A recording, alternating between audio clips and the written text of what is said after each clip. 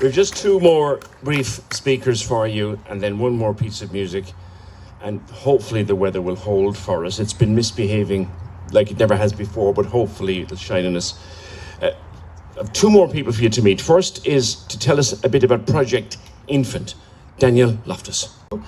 And I am a college student currently at the moment, which might not seem that impressive, but my pride is my accolades outside of college. So for those of you who don't know, obviously as I said, I am a genealogist, but one thing I had always wanted to do for years was do some sort of project that had some meaning in either Irish history or Irish culture or something. I didn't really know. I just liked history.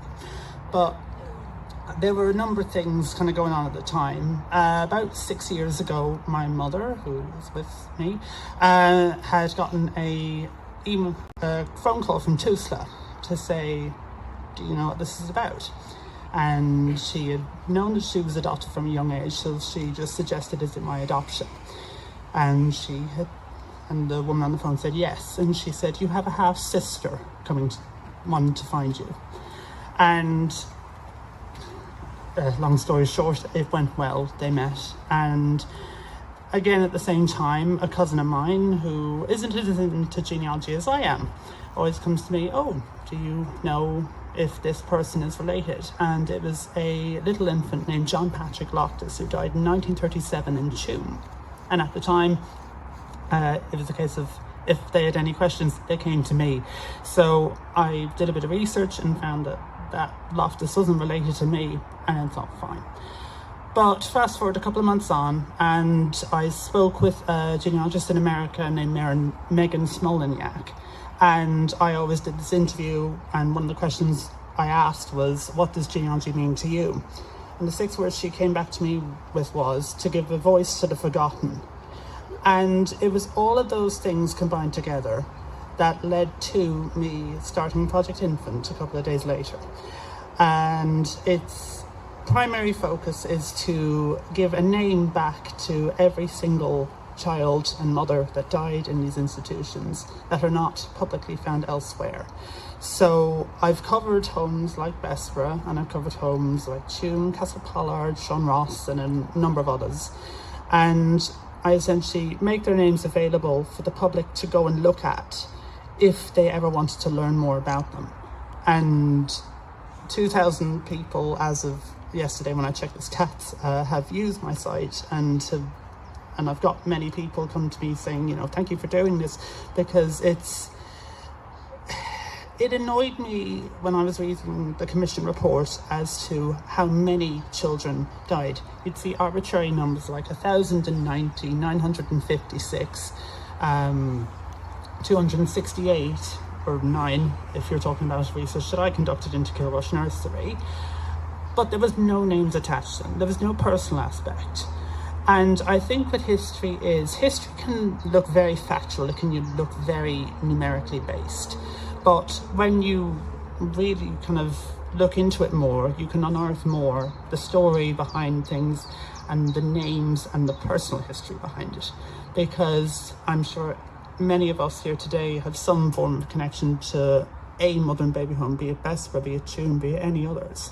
And this is one thing that I've always said, you know, if people like look into their family trees, as cheesy as that might sound, people might realize how much we all have in common, because it's not until you go looking that you do find that you have a connection to these sort of places, and it makes you want to learn more about them.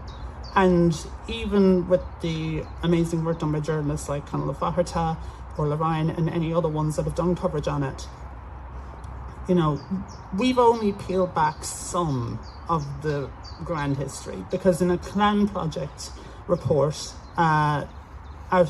remember that the Commission had only investigated 18 institutions. The Clan Project found that in the kind of range of years that mother and baby homes had operated, there were, or mother and baby institutions, or institutions of some kind that housed women and children, there was over 182 if you want to be precise. So it's left me with quite a lot of work, but it's work that I am willing to take on, and I want to try and do justice. like I said, I'm not the survivor of mother and baby home institutions, my mother is. And it made me think about all the other children and mothers who aren't here today, to share their story or even just to be here. So it's in honor of them and also in honor of anybody else who has some form of connection.